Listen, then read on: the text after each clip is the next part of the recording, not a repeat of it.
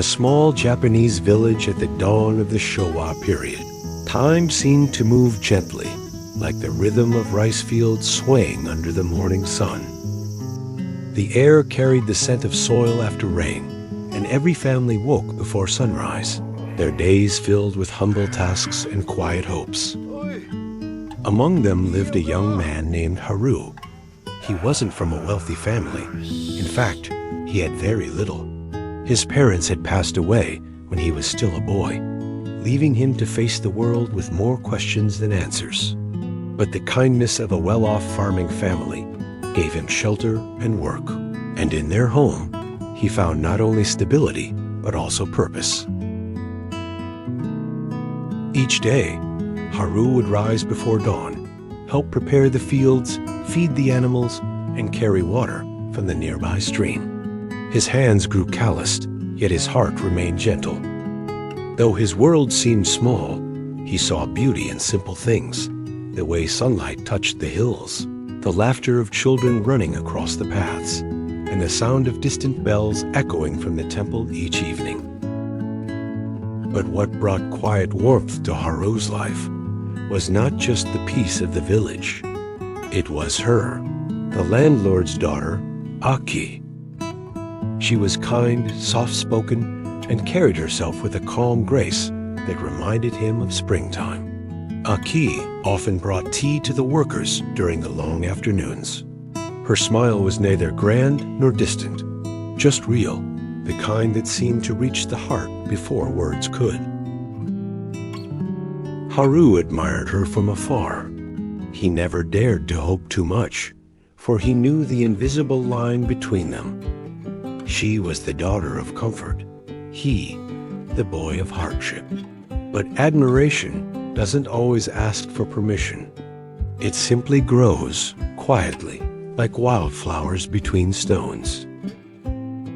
Despite the gap between them, Haru's respect and quiet diligence didn't go unnoticed. Aki saw how he worked without complaint, how he treated everyone, from children to elders, with the same gentle manner. There was something unspoken between them, something built not on words, but on shared glances and a mutual understanding of life's quiet struggles. Life in the village continued peacefully, marked by changing seasons.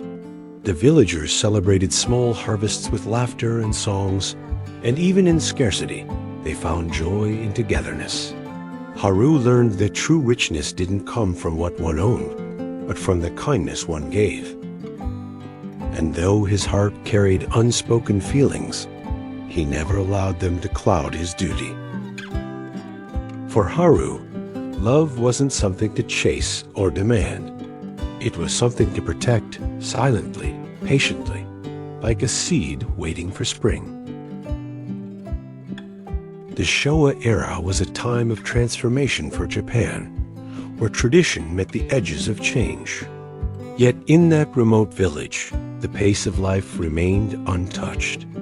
The outside world might have been shifting, but within those fields, time was measured not by ambition or progress, but by the simple question, did you do your best today? And Haru did, every day, without fail. In the quiet of those early mornings, as the mist rose above the river, he often thought about his parents. Though their faces had long faded from his memory, their words lingered in his heart. Work hard. Be kind. Life will guide you. Those words became his compass. Sometimes, when the sky blushed with evening light, Aki would stand by the gate, looking at the fading sun. Haru would pass by, offering a polite bow before returning to the workers' quarters. There were no confessions, no grand gestures. Only moments, fleeting yet full of meaning. And in those moments, Haru realized something quietly profound, that happiness doesn't always come from what we receive, but often from what we feel, even if it remains unspoken. In the heart of a modest village, under skies that had seen countless generations, a simple story began. A story of love, gratitude, and the strength found in small acts of goodness.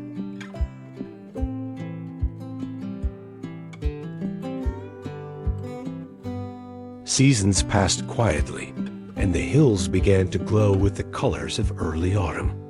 The rice fields turned golden, and every villager worked together to bring in the harvest. For Haru, these were the most fulfilling days, when everyone's laughter echoed through the valley and the air smelled of freshly cut grain. Seasons passed quietly, and the hills began to glow with the colors of early autumn. The rice fields turned golden, and every villager worked together to bring in the harvest. For Haru, these were the most fulfilling days, when everyone's laughter echoed through the valley and the air smelled of freshly cut grain. Aki, caught in the middle of it, stumbled slightly, her sandals slipping in the mud. Haru instinctively ran to her side, holding the basket steady and shielding her with his straw hat. That simple moment, small, almost forgettable, lingered in both their hearts. It wasn't a confession, nor a promise, but it carried something gentle and true, the beginning of understanding. After that day, their interactions became a little warmer. There was still distance, but now it was filled with quiet kindness instead of silence. As weeks turned into months, the connection between them deepened. Haru began to understand that love wasn't always about bold declarations. Sometimes it was about the way someone listens, or the comfort of shared silence. Still, Haru reminded himself of his place. He had known hardship long enough to understand that dreams and reality didn't always meet. Yet something inside him had changed, a quiet spark of hope that made his daily labor feel lighter, his mornings brighter. Aki, too, found herself thinking about him. There was something steady in his presence, a kind of peace she couldn't explain. While the world around her was changing, Haru represented something timeless: humility, sincerity, and the simple beauty of doing good without expecting reward. On nights when the moon hung low over the village, she would look out her window toward the faint lights of the workers' quarters. And though she couldn't see him, she knew he was there, awake early, ready to rise before dawn again, continuing his quiet rhythm of life. In that shared stillness, two hearts began to listen to each other, not through words, but through presence. It was the beginning of something fragile, yet deeply human, the realization that even the most ordinary lives can hold extraordinary warmth. The following year brought change to the quiet rhythm of the village. What once seemed eternal, the laughter of harvest seasons, the songs echoing through the valley, began to waver under the weight of uncertainty. A long, heavy rain came earlier than usual, flooding parts of the farmland and slowing the crops. The villagers whispered about difficult times ahead, but they worked harder, hoping the skies would soon clear. For Haru, every day became a test of endurance. He worked from sunrise until the last trace of daylight faded, trying to help the family recover what they could. Yet through the hardship, his heart remained steady. He often reminded himself that gratitude was not for when life was easy, but for when it was most difficult. Aki's family faced their own struggles. Still, Aki continued to smile, caring for her parents and helping wherever she could. She found solace in the simple moments: the sound of rain tapping gently on the wooden porch, the smell of freshly boiled tea, the warmth of people around her. Days passed, and though the rain finally stopped, the family's difficulties lingered. The villagers, too, faced losses. Crops ruined, savings gone. Yet amid it all, a remarkable thing began to happen. People helped one another. They shared food, tools, and stories. They reminded each other that while storms may take away comfort, they could never take away kindness. Haru worked alongside other villagers, repairing fences, drying harvested rice, and checking on those who had fallen ill. He became a quiet symbol of perseverance, someone who never spoke loudly, yet whose actions spoke for him. For Aki, seeing him like this deepened her respect. She had grown up believing that strength came from wealth or power, but Haru showed her something different, that true strength came from the heart's ability to give, even when it has little left. Something inside her stirred, not out of gratitude alone, but out of a deeper realization that her heart had already chosen him long before she had the courage to admit it.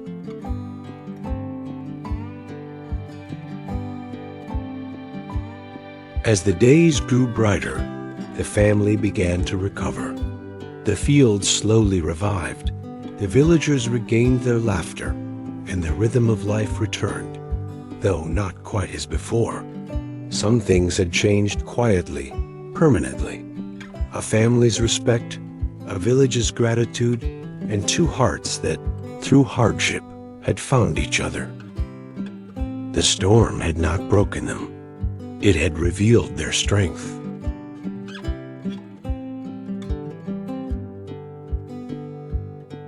As the seasons turned, the village slowly found its rhythm again. The fields once flooded by rain were now alive with green shoots swaying under the sun. Life, though modest, began to bloom anew, and in that quiet recovery, a new chapter quietly unfolded between Haru and Aki. Their bond, born from understanding and strengthened by hardship, had grown into something neither could deny. It wasn't the kind of love sung about in grand tales. There were no dramatic confessions or promises beneath cherry blossoms. Instead, it was gentle and steady, built on shared labor, quiet conversations, and the silent acknowledgement of two souls walking the same path. In the months that followed, preparations were simple but heartfelt.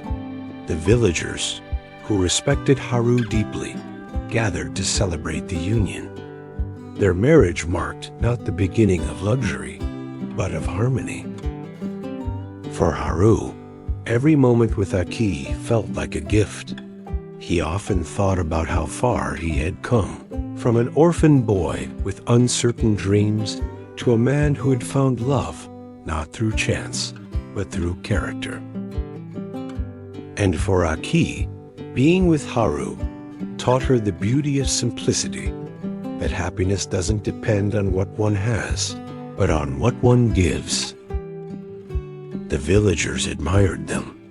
They became a quiet symbol of hope, proof that love rooted in kindness can grow even in the hardest soil. Their laughter filled the small house they shared, and their days, though humble, felt full and complete. But as life often reminds us, peace and joy are fragile gifts meant to be cherished, not possessed. One winter, Aki's health began to wane. It started with small moments, tiredness, a lingering cough, things that seemed ordinary at first.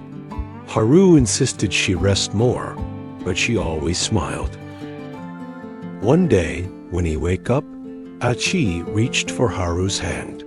Her smile was soft, her eyes calm.